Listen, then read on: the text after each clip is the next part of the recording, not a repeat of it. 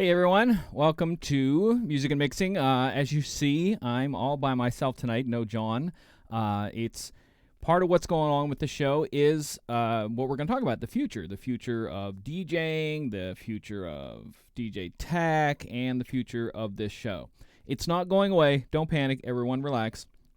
What we are going to talk about tonight is some really cool stuff, and as I normally talk about this, I always have to say, I feel that I have to say, that the show is for and about the DJ that mixes. But if that's not you, there's probably going to be some stuff in tonight's show that's going to interest you. So feel free. I would like you to stick around if you're not the kind of DJ that's into mixing. But we are going to talk mainly about DJ tech in the mixing world. But I really think a lot of it's going to just be, I think it's going to be something that everyone can kind of get into there. A lot of our DJNTV shows are going to be changing for the summer, for those of you who don't know. And we're not like taking anything away, but we want to give our staff and ourselves more time in our summertime. So one of the things is we're going to kind of change the format and the way things are going for the summer. I'm sure you probably want more of your time, not instead of sitting in front of a computer watching me. You probably want to be able to get out and do stuff. So we're changing the show a little bit. Most of the shows are probably going to be pre-recorded, and they're probably going to be a lot shorter. So I'm going to say that most of the shows are probably going to be between like 2 or 3 minutes and like 20 minutes, probably no longer than 20 minutes. They're going to be specific towards topics, kind of quick hit stuff, get in and out. But we are going to still do, at least I'm speaking for my show, we are still going to do some live stuff, maybe once a month do one of the open question nights or Ask Me Anythings. We might also do, those of you who have seen our Zoom software, anytime you watch any of our shows where there's like multiple of us in a screen and we're kind of look like the old Brady Brunch show intro, we also do some offline Zoom conference talks. And that's one of the things that we might end up doing also is some offline discussions. So the show is kind of probably take a little different direction in some of these. So just kind of stick with us this summer if you can. But either way, no matter which way it's going to be, pre-recorded or live or whatever, as always, I want your feedback on this. I really feel that a lot of what we do here, if you weren't watching, it would be kind of stupid, just me sitting here talking. So I definitely want your input on things, on whether it be show topics or presenters or guests. Those of you seen, I had a few guests on this year. Maybe try to get some more guests on. I definitely want your input on all of that. So one of the things that I'm going to ask you to do is tonight, later on, after I go through kind of the stuff I'm going to talk about, I'm going to take some questions at the end. But if you have an idea for a topic or a presenter or something, again, remember this show specifically is about the mix DJ and about mixing. So if you're going to send topics to me, kind of keep them in mind with that. And again, I touch on software. We had DJ Superfly on talking about Serato. We're definitely going to have someone come on and talk about Algorithm DJ. We're going to have someone come on and talk about Tractor and be able to answer your questions. So keep in mind when you're doing the questions, kind of keep them towards that thing. But the best way to get in touch with me with these questions is not necessarily to leave it in the comments below, because I rarely ever read them. If you have a topic or an idea, just hit me up on any of the social medias whatsoever, or my via email or anything like that. I'm on all of them: Snapchat, Twitter, Instagram, everything. I'm on everything. So whatever your thing is, that's hit me up on that. But to find all of them, all you have to simply do is go to my website, and you can go to the website via either one of those addresses, immj.com or djmichaeljoseph.com. And from there, you can find all of my social media links, and you can find my email address, so you can be able to send me a message via that way. So that's kind of like the best idea, what we can do to try to get everything to you guys the best I can. Get me the information, and I'll kind of come back with that. So that's pretty much the gist of the whole show, the way it's going to change for summer. Like I said, we're not going to go away. We're just going to do some stuff differently. It's kind of the key.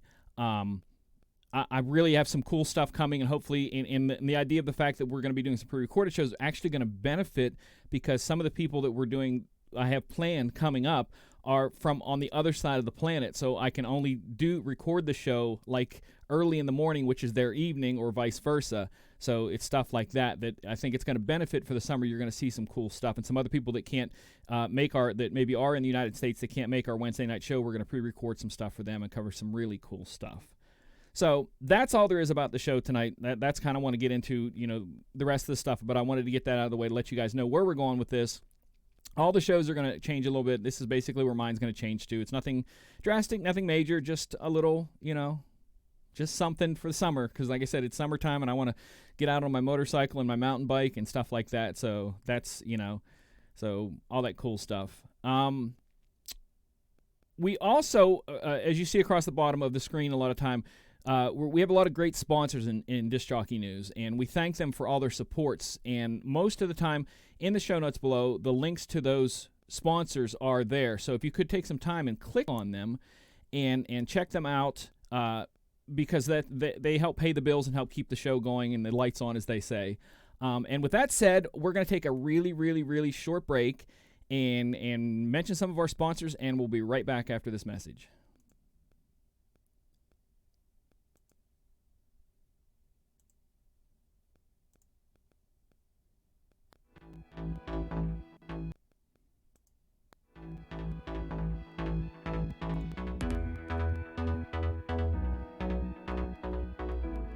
Tonight's DJNTV show is sponsored in part by Electro Boys,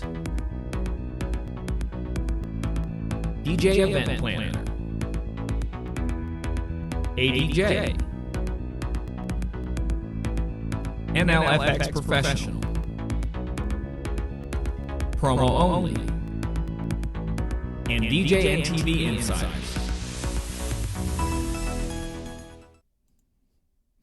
Sorry, a little trouble getting it to transition there. We kind of got stuck on that. Okay, so I want to talk about the future. I love the future. I'm very much, me, I'm very tech-oriented. I love to talk about it and research it, and I watch videos and read articles all the time, and I have some really cool stuff coming up that I'm going to talk a little bit about tonight, a video that's coming out tomorrow, and some stuff I can't even talk about.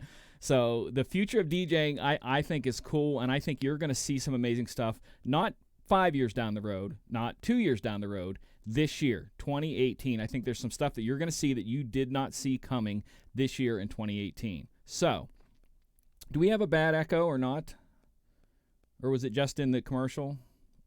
Let me know if you're hearing an echo. There shouldn't be an echo here. Howie, let me know on that.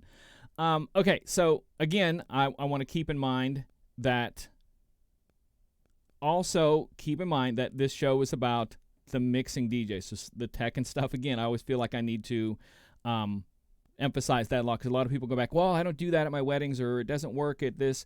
This is about the DJ that mixes. So, yeah, I forgot to turn off the echo thing. I realized that because it's a double sound. So for those of you who are in the chat, a little bit behind what's going on, I forgot to kick off the sound, so you heard the double in the commercial. So there you go. It's too bad. That's all there is to it. That was my fault. But back to DJing tech. What we expect to see this year is something. This is the future we're talking about. So I really, really believe that in the future, you will be expected to mix in all of your gigs.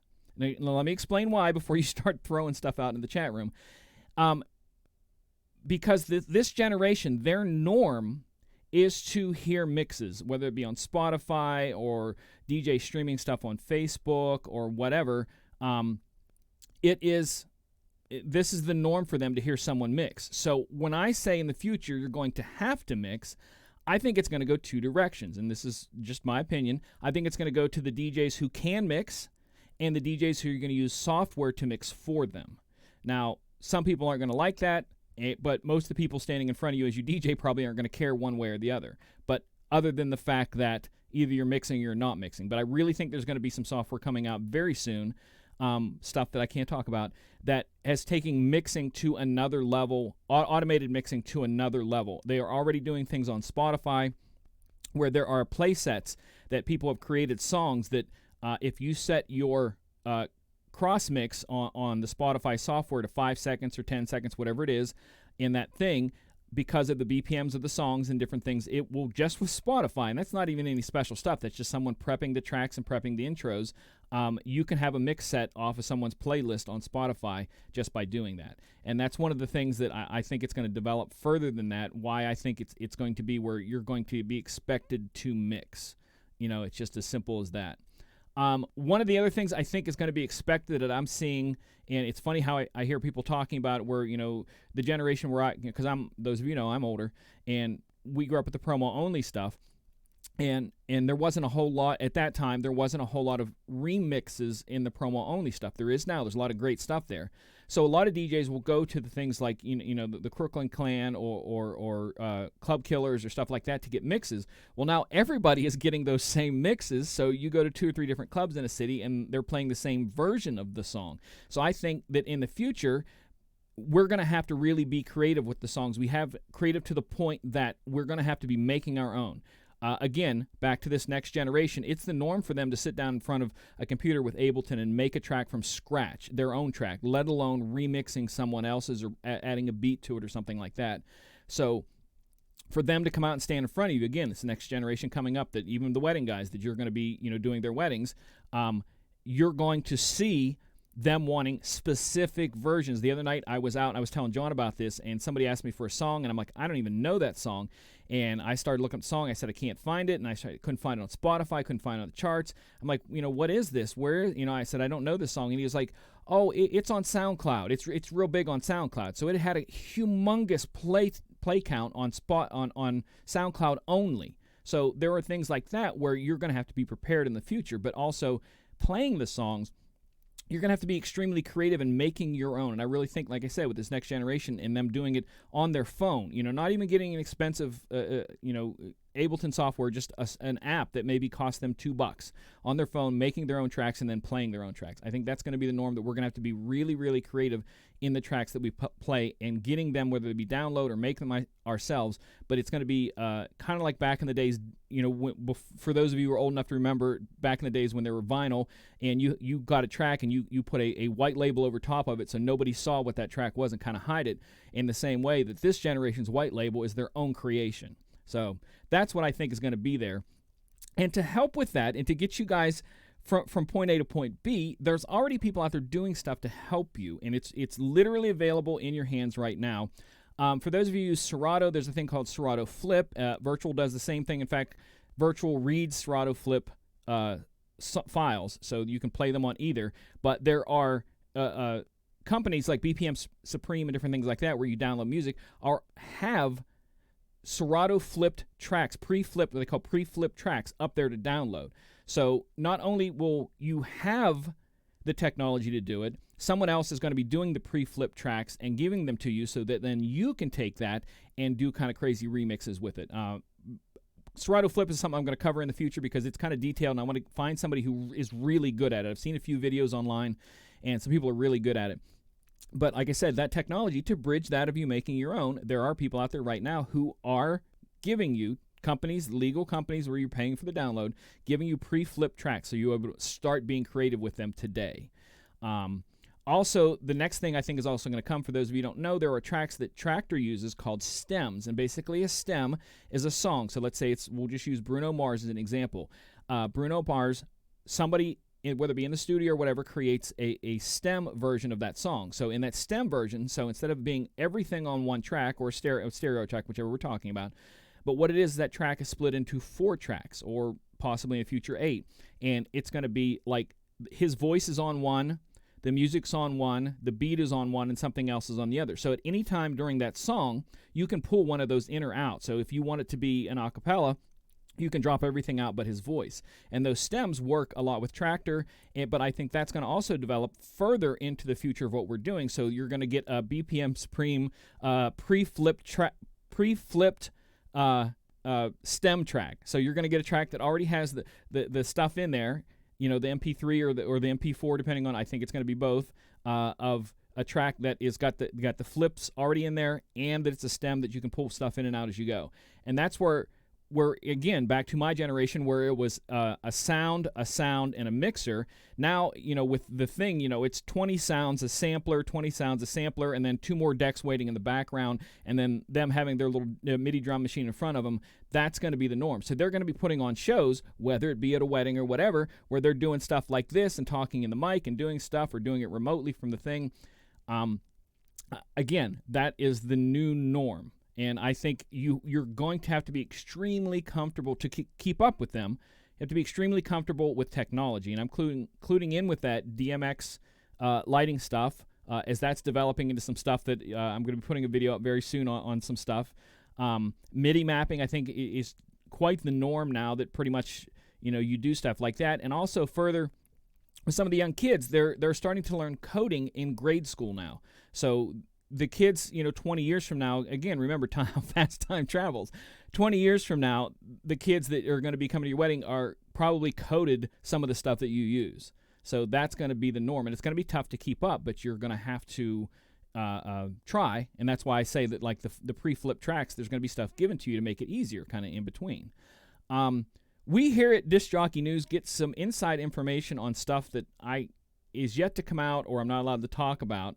So again, and even last week after we went off the air with Superfly, one of the things we talked about, and I can't say, he was like, "What? I can't believe that!" And that stuff that is not going to be here in 5 years. It's going to be here like this year.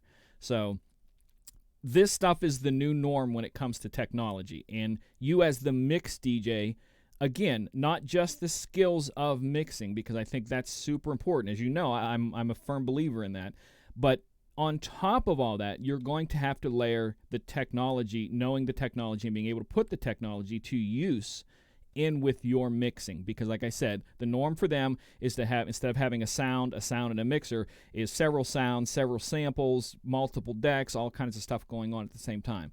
And to have longevity in this business, that's the kind of stuff you're going to have to keep up with, whether it be in a wedding where, again, I'm going to talk a little bit more about the wedding tech later on, which I think some cool stuff's coming there. But whether it's in that or a bar DJ where before you just come in and just play some songs, that's going to be almost unheard of in the future, to the point where you're going to have people doing online requests and they're going to be talking back and forth about stuff while you're DJing, and your sets are going to be broadcast to different places with stuff that it's coming out tomorrow that I can't talk about.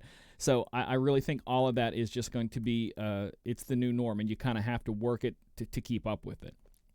Now, that's about DJing tech. Now, I want to talk a little bit about more of the hardware of tech. I've been telling people all year when they're asking me about, what's a good controller, what's coming out, what I think. I'm telling everybody, wait until fall, wait till the DJ Expo, because I think all of the companies are going to come out with something that is going to kind of not change the game, because using that phrase, change the game, drives me bananas, makes me want to slap people.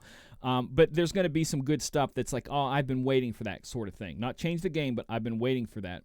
I think that there are going to be more standalone devices like the Denon 8000 and a couple other ones, to where you drop a thumb drive in and literally you don't need a computer at all. You don't need a computer to play from. You don't need a computer to analyze the tracks, anything.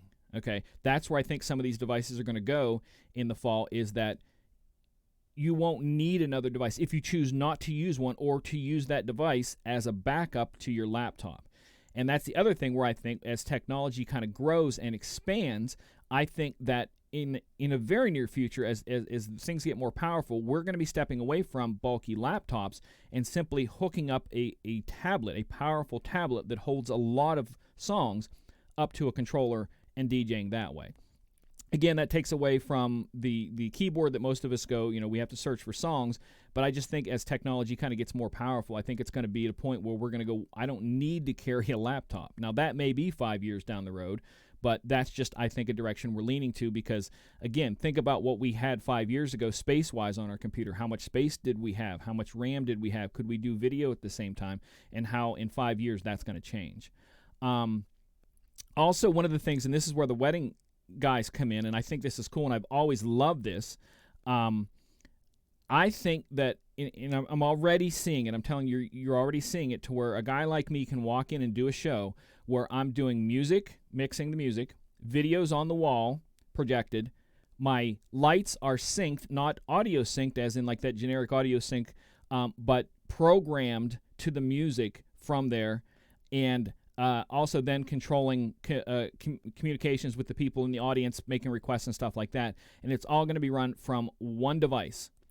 Whether you have, I'm not talking about that because a lot of guys like to have backups. That's not what I'm talking about. I'm talking about the capability of you yourself not having to have anybody else run anything else, and you're putting on a synced professional show with just one device sitting down on a table, one laptop. That is, especially stuff that's coming again very soon. It's going to be in your hands this year that you're going to be like, holy crap.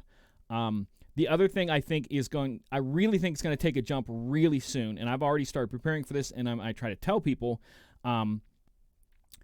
be prepared for this. Give it a try and learn about it, because it's going to be a very big part, is streaming songs. For those of you who don't know, there has been rumors, and they're back and forth about whether the rumors are real or not real, but that iTunes will no longer, after this year, after 2018, will have downloadable songs. Everything will be streaming. So one of the things I think is that because of the royalty rights that you're going to pay, and now begin, because they always want to make money, is that you're going to pay not only your download fee, but you're going to also pay a monthly fee to have streaming songs and have the ability to stream directly from the software. Never have to leave your software to grab something. And again, I'm a firm believer in a DJ curating your own library, but using the other as a backup, because it's a really cool thing that if you're out somewhere and somebody requests something, or you just go, gee, I wish I had that song, I'd love to play it. But literally, for those of you who don't know how that works, go watch some of my videos on streaming with Deezer and stuff. But literally, you're typing in as if that song is your computer, dragging and dropping as if it's in your computer. It loads as fast as if it's in your computer and plays as fast as in your computer. And that, I think, is going to be a norm that you're going to have to really kind of accept very soon, I think. So that's part of the future that I think is coming. And also, to tap onto that, I can't mention any names, but I'm telling you, this year you will see hardware, DJ hardware, okay? Not your computer, DJ hardware with Wi-Fi ability. So you will be skipping the computer altogether on devices later this year. And the device has Wi-Fi in it, so you're connecting the device to Wi-Fi and then streaming songs through the device out. No computer. That's coming. I'm telling you, I can't tell you who, but that is coming. A couple other things I think are changing is one of the things recently, and I'm still kind of digging into finding out what it is, but Facebook is trying to change some of the rules about what's called background music. And this, again, I think is going to change, especially as a mixed DJ, that if you are streaming yourself from an event and the sound isn't coming directly into the phone. Let's say the phone is streaming to Facebook. Okay, we're going to use them as an example. They're now not going to kill the phone, the video you have, because the phone is picking up the music from outside, not from a direct line. So if you have a direct line in and it's high quality, they're going to call that a copyright thing, but they're going to go ahead and if you're streaming from an event, a wedding, whatever, and a song's playing in the background and it's background music, they're going to start to allow that. And they're already talking about that, and I think that's going to be a change this year. And I definitely think that that's something that's going to change what we do and present. And again, more video tomorrow about this stuff, but I think that a lot of DJs are going to be broadcasting out a lot. A lot already do. So those of you who don't know the mix world, if you want to know one of the other sites that we stream to is Chew TV. Go over there. It's chew.tv. And you will see hundreds and hundreds and hundreds and thousands of DJs from all around the world streaming from whether it be their bedroom, their living room, from a club, from a radio station. It's the norm now. I can't tell you how many DJs that friends of mine who are not big-name DJs at all, the guys that do little bars that will hook up something and literally throw their night's event out as a video for people to watch. And that's going to be this next generation. So if you're trying to get jobs in the mixing world, again, we're talking about the mixing DJ, get jobs in the mixing world, these are things that you're going to have to put into your repertoire to keep up with that next generation of DJs who are doing this. The streaming, the sets, the Wi-Fi, the music, the flip tracks. All of this is stuff that you're going to have to be put in on top of your mixing and scratching ability. So that's why I think the future is, everybody's talking about how technology is taking away from it. I think it's actually more difficult because you not only have to practice your skills and abilities, but you have all these things that are going to be layered on top of it, and that's the thing to keep up with. So that's my thought on the future. It's going to be definitely a do-it-yourself future when it comes to DJing. So that's my thoughts on all the DJ tech. I want to remind you that if you do want to learn to DJ, I do have classes. We do them online. With the software that we use, the Zoom conferencing software, and to become one-on-one from your living room or your bedroom or your den or wherever you want to go from, we can do the video, and I teach everything from my DJ 101 class that covers this is an XLR chord, or this is an RCA chord, or this is a gain knob, or if you're in the red, you are not rocking, the stuff like that in DJ 101 up to DJ 104, where it covers everything from multiple like 4-track mixing and effects and basic scratching and blending and things that a lot of DJs don't do nowadays. I see a lot of DJs just don't blend much, and that's one of the things I teach in 104. And if you're interested in that, the information that, if you've just jumped into the video watching it, you can jump back. I give information earlier where you can find my contact information about the classes, and we can talk about getting you that step on there if you have the technology down, getting the mixing side of it. So that's pretty much everything of the show tonight. We do have some time left, and I am watching the chat. So if you guys have any questions you want to throw out about the show, the future of the show, DJ tech, stuff like that, try to keep it in context with what we're talking about tonight, and I'll try to answer those questions to the best of my ability. Again, let me know if there's any presenters you want. I'm still trying, for those of you who watch us on a regular basis, I'm trying to get Shaney to come and do a show, which will probably be this summer, a pre-recorded one, talking all about CDJs. So a lot of DJs don't have a lot of hands-on with CDJs, but if you're going into the mixing world, you're pretty much going to have to know how to use them. The same with why a couple weeks ago we did the thing with DJ Cadillac and DVS systems, is because if you're going to go into the mixing world, whether it be with a needle or a non-needle, you working the phase system or using the 12s from Rain, it's still the turntable that you're going to have to learn. So that's why I said I had him on. I'm going to have Shaney on, and like I said, we have some other people coming up, including some of the I think we're going to be able to have the programmer, the person who created the program for Algorithm DJ. So I think we're going to have them on to talk a little bit too. So that's about it. So if you guys have any questions, hit me up. I'm here all by myself tonight, so I really don't know. Will some of these secrets be revealed at Expo? Absolutely. I actually believe some of them. The question in the chat was, will some of these secrets be revealed at Expo? I believe there's actually going to be a bunch revealed before Expo.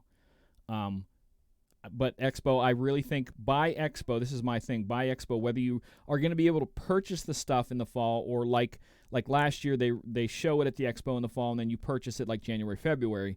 But I think if you are looking to invest a lot of money in some DJing equipment, whether it be a mixer, turntables, controller, whatever, I would tell you to hold off until fall, because I really think all of the companies are really going to bring something out that, again, not necessarily is a groundbreaking or game-changing, but just like, oh, I love that. That's what I've been waiting for, sort of thing. And one of the devices that I think is out right now that kind of jumps in that direction is the new Pioneer 1000, because it is a controller, full-size controller, kind of like the 7000 you see me use on the shows all the time, but they have the full-size platters that the CDJs have, so it's not the little tiny platters that a lot of the controllers have. It's a full size, and that's one of the directions I think some of it's going to go, is that we're going to see stuff that's more on that line, a little bit more natural. I'm hoping that Newmark releases a lighter NS7. That's always been my hope, but we'll see what that is. Any questions? We're still looking in the chat room for questions. We still got some time.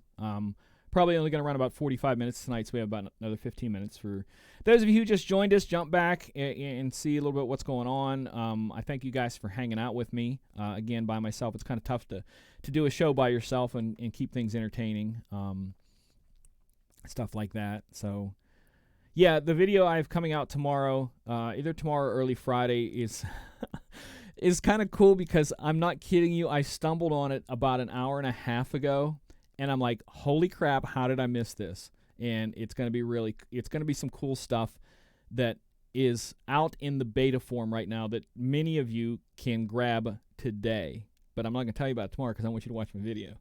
So, but that's, like I said, a lot of the stuff that, like I said, I'm talking about tonight, the things that I can and can't talk about, these aren't things that are 5 years down the road. You're going to see things this year. Like last year, for those of you who follow us, earlier this year actually, the phase system come out, and it's a little device, and it sets on top of the record. For those of you who know, it sets on top of the record and measures the momentum of the record and translates that wirelessly into a MIDI device like a Serato box, and then into your computer. So instead of having the needle setting on the record picking up the tone in the record to then make the program play, it picks up the momentum of that. So that was just something that just came out a few months ago, and look what a big change that's going to do, because there's already companies like Shure that said we're done making needles. So that's how fast stuff can happen. So we've had 2 in this past year that come out that have taken the DJs who want to use vinyl and said, you no longer have to use a needle. We'll keep the vinyl. We'll keep the same players you have. We do all of this stuff. But you don't have to have a needle anymore. You don't have to worry about it breaking or skipping or anything like that. So use that as an example when I talk about how quick stuff's going to come out. Use that example of stuff you've just seen in the past, not even 12 months, 6 to 8 months. So I'm kind of excited. Like I said, I'm excited about some of this stuff. I love tech. And like I said, as a person who DJs by himself, the ability to go out and put on a show where the music and the video and the lights are all synced, and I'm doing it all from one program and one laptop by myself, is just something, those of us who are old enough to remember the days of before even LED lights, how much crap we had to take with this, and the power that we had to worry about it blowing fuses and different things like that. So I love this stuff that's coming out. A lot of DJs who are old school kind of fight against the technology, but I'm all for it. I like it. I think they're part of the tools that we use. And if you, like I said, a carpenter, you can be a carpenter with one hammer, one saw, or you can be a carpenter with a bunch of tools and make a lot of really cool stuff. I'm not saying a person that only has a hammer and a saw can't make cool stuff, but you get my point with having all these different tools. It keeps you more, in my opinion, it keeps you more employable, and that's basically why we're all doing this. Besides the love of the music, we're doing it for cash, and it's kind of tough sometimes if you don't have the ability to jump into jobs. You're going to lose jobs just right and left. I can't do that. They want this. I can't do that. They want that. Like I said, I talk a lot about. I have friends who are incredible wedding DJs that you would want to ask them questions about how to do stuff, and then they do a club after their wedding. So they're doing the whole wedding scene, packing up. A friend or a wife is driving their stuff home, and then they're going to a club and being the club DJ on turntables and stuff like that. So that's kind of where I think that not just the mixing ability, but all the other stuff. You're just making yourself more employable, and you're going to keep more money in your pocket and away from another DJ. And because we all know that this is a crazy saturated market right now. So I don't know. Do we have questions in the chat? People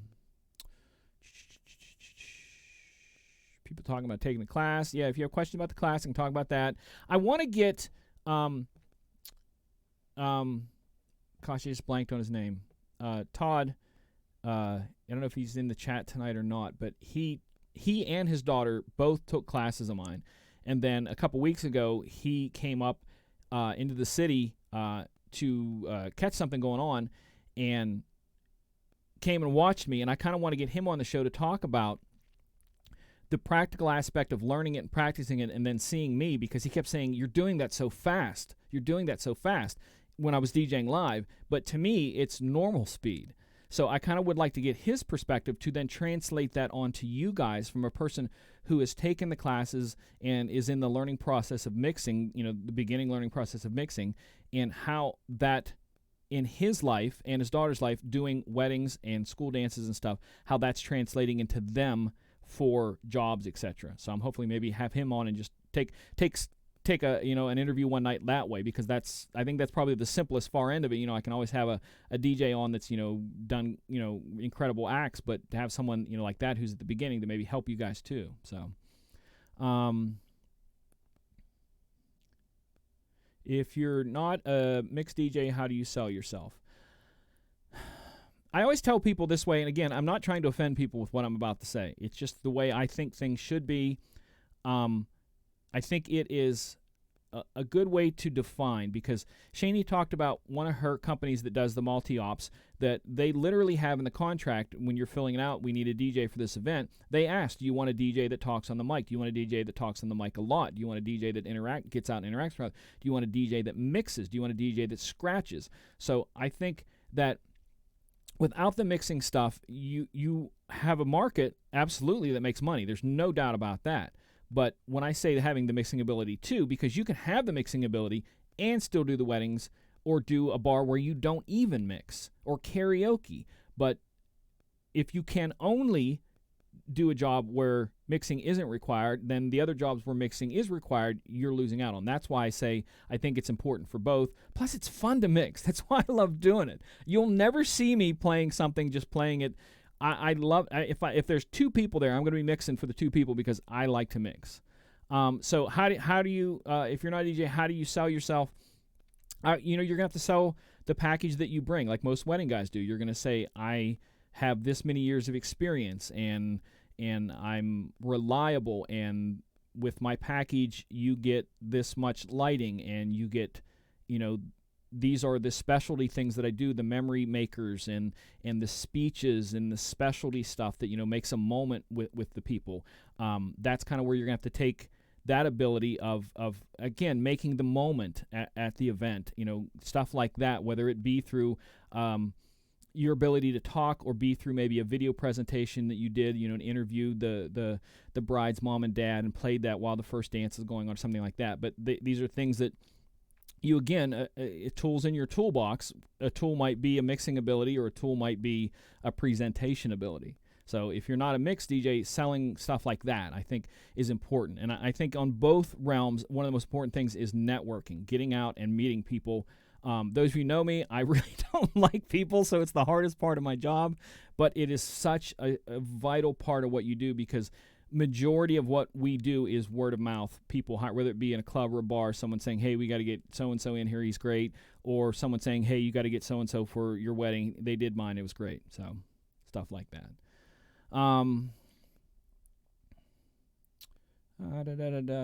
Mostly.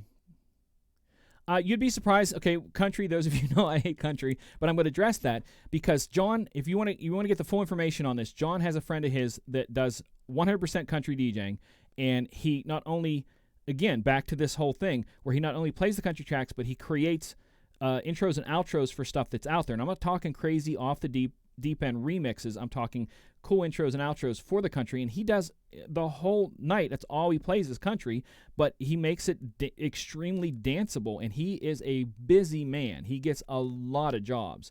So you can mix to the country, to the right crowd, if you have the right versions and know how to make them, because you can make a mix really aggressive, and in a crowd that maybe doesn't want it is annoyed, or a crowd that really wants the aggressive and you don't do the aggressive kind of mix, you lose them that way. So you have to read the crowd. So if you have the crowd that wants that aggressive mix, you better be able to do it. And that's, again, another tool in the box. Or if the crowd really doesn't and you want to do a soft, gentle mix that comes across smooth and just keeps their toe tapping and doesn't give them a chance to quit, there's also mixing like that. And like I said, you ask John about that guy. He's very good. And like I said, he's a good example of DJing in a genre that's not known for mixing, but it keeps himself so crazy busy, it's not even funny.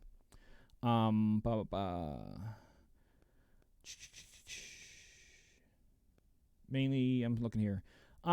Again, this is one of the weird things right now that I've always said, that it started back in the early 2000s when I used to tour. I had a friend who owned a bunch of radio stations, and they talked about that, how it changed his programming formatting for his radio station when the iPod came out with the shuffle button.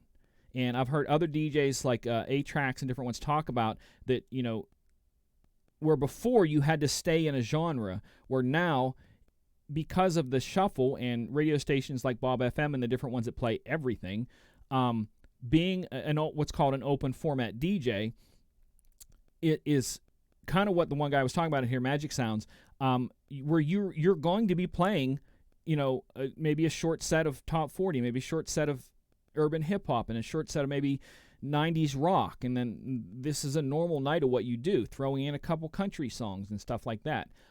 That's a big part, again, why I think at my age that I'm still doing some of the DJing, some of the places I'm DJing, is because I do have that ability to switch formats any way I want to, including if I need to do a disco night. That's something I can go to. So that's, again, part of the tools that each one of those also has its own kind of mixing styles too. So that's good that you're able to do all that, and that's a great way to learn. And if you have the chance to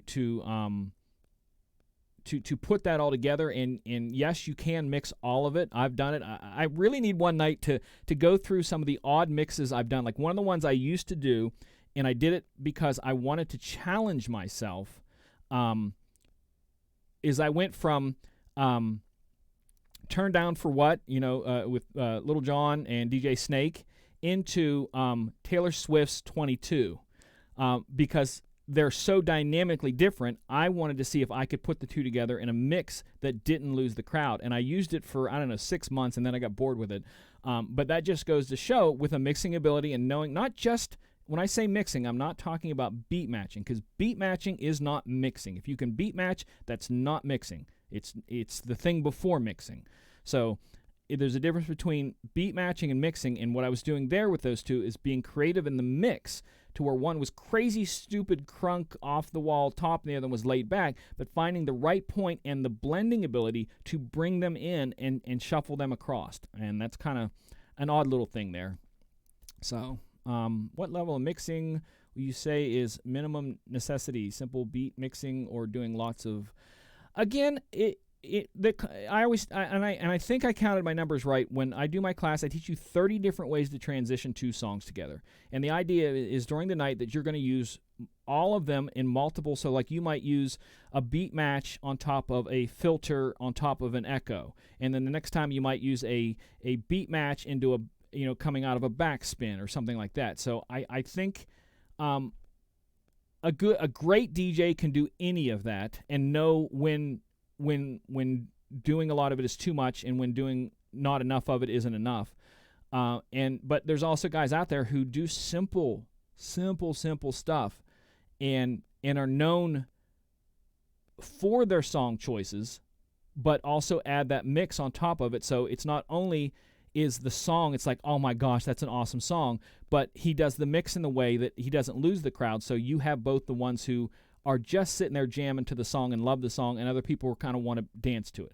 So I think there isn't necessarily a minimum. I think there is what you can do and still be employed with. And again, I think that's on every level, from the beat matching to the full out, body trick DJ. Like I said, Cadillac that was on a few weeks ago, we talked about the DVS system. He's a perfect example. Literally, it competed last year in the regionals for DMC competition, placed 5th. So he's not a chump when it comes to DJing. And those of you saw some of his skills. But there's nights where he goes out and does a wedding and knows that wedding, that mixing isn't important, and he has a Denon 6000 that's rack mounted, and he does the wedding with that. Other nights he'll have the turntables, or he'll do a wedding with the 6000 and go do something later that night with the turntables. So that makes him a lot more employable, So I was just taught to beat mix. Beat mix is a good start. That's a base. If you can do the beat mixing, and again, that's the basics of what I teach. My 102 class, I talk about song structure that not only helps you to beat match, but lets you know when and where to beat match songs. And I kind of teach you how to tear them apart. And I teach the basic scratching, scratch in, scratch outs, that sort of thing like that. So it's a little bit of everything there. So like I said, the classes start with if you know, I've had guys that come in. I had a kid one time that I was doing a DJ 101 class. I think he had a basic controller and a laptop, and I come in and set up my laptop stand, and he goes, "Ooh, what's that?" So the classes can start as simple as that. I give out in DJ 101, I think it's a 30-page vocabulary list of DJ words. So if you don't know what stuff means, it's in there. DJ 102 is song structure and beat counting, and 103 goes into the mixing, and 104 comes into blending and effects and scratching and knowing when to bring them out and take them a little here or there. Also have to know your crowd. My niece doesn't like that at all. She was at a wedding where there's a guy cutting songs short, doing a lot of fancy stuff. And again, what he's talking about there, Paul's talking about there, is someone doing mixing. So the mixing he's doing could have been crap. It couldn't have been, she might not have liked it, not because it was mixing, but because he was a terrible mixer. And I'm not talking about his beat matching was off. I'm talking again about the blending and the picking, the ability to go from Turn Down From What into Taylor Swift, that kind of stuff. So if you're not doing that, that doesn't make him necessarily a bad DJ. It just, he doesn't know where to mix that. So your niece, and again, this is why I talk about that the people standing in front of you don't know. So you're going to be doing stuff on a psychological level with them. So she said she didn't like it because he was doing certain things, but I could have brought another DJ in there, taking the exact same songs, mixing them at the exact same times, and she would have had the funnest time of her life. Because I've seen DJs that just absolutely go the wrong direction. They overdo it and don't know, because you can overdo it for a song and entertain the people maybe for a song some nights, and that's all the further you need to go. And the rest of the night you kind of lay back. But again, having that ability to do both, that's where I say that's in there, and that's why the classes, like I said, when you get to 104 and you're learning the blending, which is, it's funny because Todd, when he was standing next to me there, he goes, nobody does that down south. He literally, because he has a southern accent, he goes, nobody down south does that right there. And I'm blending the songs to bring them across and make them kind of. I used to have a guy that was my light tech, and we're just about out of time, but he was my light tech, and he would stand next to me, and I'd do a mix, and he'd look over, and he'd go, butter. And when he did it the first time, I'm like, what are you talking about? And he goes, your mixes are like butter. You don't know where the toast ends and the butter begins. I'm like, that's the craziest thing I ever heard. But that's what sometimes it's about. It all depends on what you do. But again, they're all just tools that you can use depending on, last weekend I did 4 gigs in 3 days, and 2 of the gigs, mixing was, you had to mix or you couldn't have gotten the job, and 2 of them, mixing wasn't even part of anything. So half of them I could have done, instead of 4 gigs in 3 days, I would have done 2 gigs in 3 days. So again, that's just kind of, the balance there and learning it. And again, I always tell people the 2 things to be a good DJ is knowing your music, and I'm not talking about I know the 80s genre. I'm talking about I have this copy of Bon Jovi. I know how it begins. I know how it ends. I know where it fades. I have a remix of such and such. I know to bring it in here, bring it out there. Know your music and know your crowd. And that's where we talk about the guy at the wedding was probably a very talented DJ, but just didn't read that crowd, whether it be the whole night or just that part of the night. Because that's one of the things, too, that you can walk into a venue and DJ the same thing at the beginning of the night and the end of the night. One of them work, one of them doesn't. Or you could go like to a bar and DJ on a Thursday night and have something work and go back on Friday night and it doesn't work at all. So knowing your music and knowing your crowd and being able to read them and being able to get out of songs quick if they're crappy. Don't wait for the song to end. Mix out well so that they go, okay, we're going to the next thing. And again, these are all just things that I think, are tools. And like I said, they're that carpenter that can build a lot more than just a set of front steps. He can put intricate things in there. Yeah. So, all right, cool. That's about it for tonight. We're about 10 till. I thank you guys for hanging out with me again. I'll share this one more time with my contact information here. If I can get it to click over here, if you want to ask me questions about the classes, or if you want to give me ideas for future shows, anything like that, like I said, the bet you can get. I'm trying to get it to switch over here. It's not switching over. You can contact me in any way by going to my website. And either one of those takes you to the same website, and you can get the email address. You can get my social media. So if you want to contact me through whatever your thing is. If your thing's Facebook, I can do Facebook. If your thing's Twitter, I can do Twitter. I've had people hit me up on Snapchat or Instagram, and I get back to them as soon as I can. But you can use any of those to kind of, get in touch with me. So that's about it. Next week is probably going to be a short pre-recorded show. So I don't know what the topic's going to be about, but again, keep an eye on Disc Jockey News tomorrow because I have a video coming out I think a lot of you are going to like. Again, it's something I found out about a couple hours ago that I'm like trying to get ready to do the show, but yet again, I'm trying to research it. So it's kind of cool. I'm probably going to literally shut the camera off and go back to researching it. So again, thank you guys. Hit me up with questions. You guys are awesome. You guys make us what we are, because if you don't check us out, then we're just a bunch of people talking into a camera like me in a room by myself. I'm talking to myself for an hour. But because you guys are part of it, it makes it more, and I do appreciate every kind word that you guys say. It really does mean a lot to me. So until next time, take care of yourselves, take care of each other, and God bless.